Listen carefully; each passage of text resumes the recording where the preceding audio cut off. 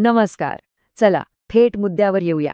आज आपण अशा एका ऐतिहासिक वास्तूची सफर करणार आहोत, जी नुसती दगड-मातीची इमारत नाही, तर धैर्याचा आणि संघर्षाचा एक जिवंत इतिहास आहे. पन्हाळा किल्ला. स्वराज्याचा एक अत्यंत खंबीर आणि अभेद्य पहारेकरी.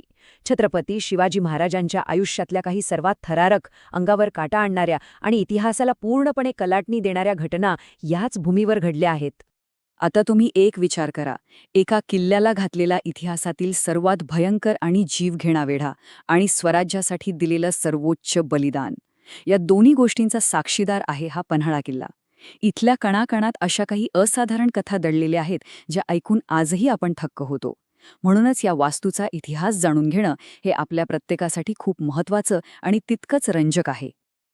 तर सुरुवात करूया याच्या भौगोलिक स्थानापासून. आता हा आकडा बघा, 3177. तुम्हाला वाटेल हा कसला आकडा आहे? तर सह्याद्रीच्या रांगांमध्ये वसलेल्या ह्या किल्ल्याची समुद्रसपाटीपासूनची ही उंची आहे, तब्बल 3177 फूट. आणि ही प्रचंड उंचीच या किल्ल्याचं पहिलं आणि सर्वात मोठं नैसर्गिक संरक्षण कवच होतं. एवढ्या उंचीवर सैन्य आणि रसद घेऊन जाणं हे कोणत्याही शत्रूसाठी अक्षरशः नाकीनं वाढणारं काम होतं. आणि कमाल म्हणजे ही उंची केवळ एखाद्या छोट्या टेकडीपुरती मर्यादित नाही. या किल्ल्याच्या तटबंदीची लांबी ऐकाल तर थक्क व्हाल. 7.25 किलोमीटर. हो, बरोबर ऐकलत, 7.25 किलोमीटर. यावरून तुम्हाला सहज अंदाज येईल की पन्हाळा हा महाराष्ट्रातील सर्वात मोठ्या आणि विशाल किल्ल्यांपैकी एक का मानला जातो. एवढा मोठा परिसर सुरक्षित ठेवणं हे लष्करीदृष्ट्या एक महाकाय आव्हान होतं.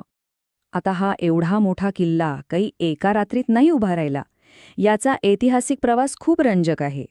12व्या शतकात शिलाहार राजवंशाने याची निर्मिती केली.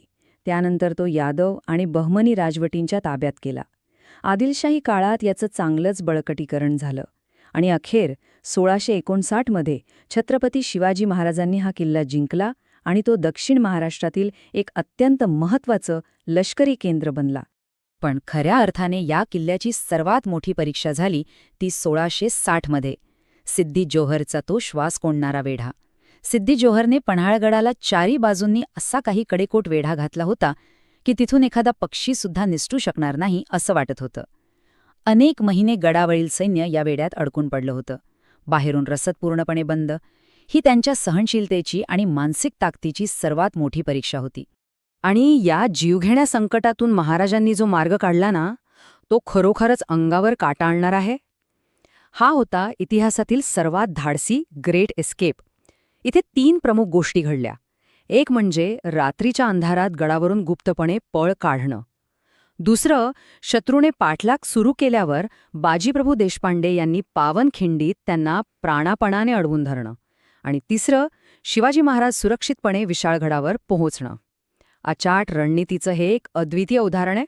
एका बाजूला पावनखिंडीत दिलेलं ते सर्वोच्च बलिदान आणि दुसऱ्या बाजूला त्याचा अंतिम परिणाम.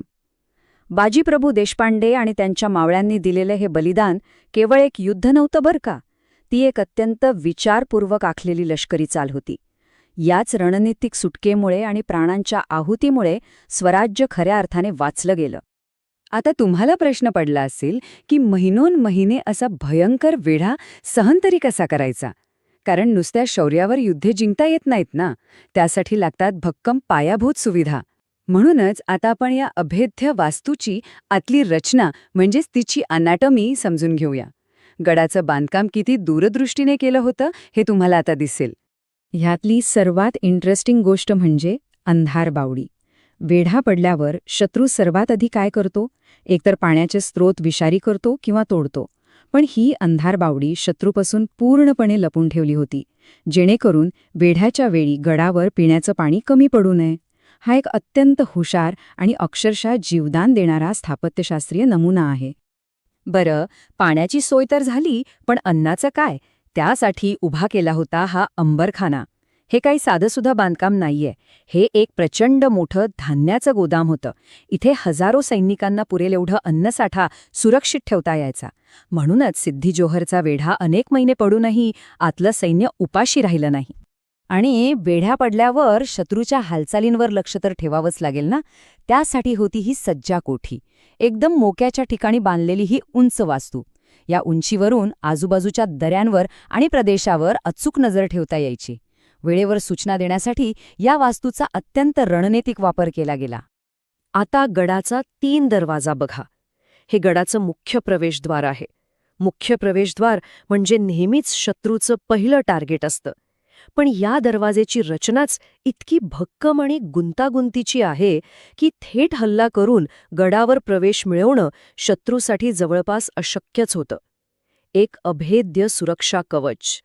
थोडक्यात सांगायचं तर उत्तम जलव्यवस्थापनासाठी असलेल्या विहिरी, भक्कम तटबंदी आणि कोकण व दख्खनच्या व्यापारी मार्गांवर नियंत्रण ठेवणारं पन्हाळ्याचं लोकेशन, ह्या सगळ्यांनी मिळून याला दक्षिण महाराष्ट्राचा एक महाकाय आणि अभेद्य पहारेकरी बनवलं होतं.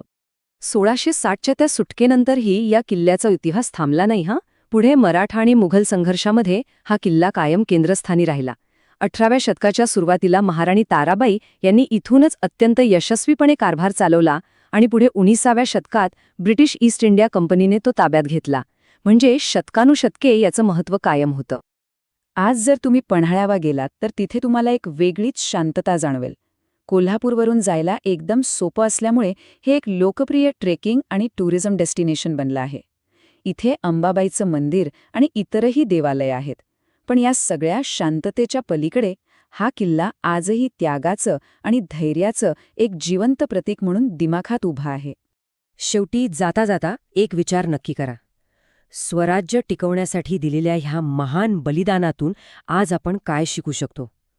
कोणत्याही संकटात न डगमगता मार्ग काढण्याची वृत्ती, दूरदृष्टीने केलेलं नियोजन आणि एका मोठ्या ध्येयासाठी स्वतःला झोकून देण्याची तयारी. या पन्हाळ्याच्या भिंती आपल्याला हेच शिकवतात. विचार नक्की करा. वेळ दिल्याबद्दल खूप खूप धन्यवाद.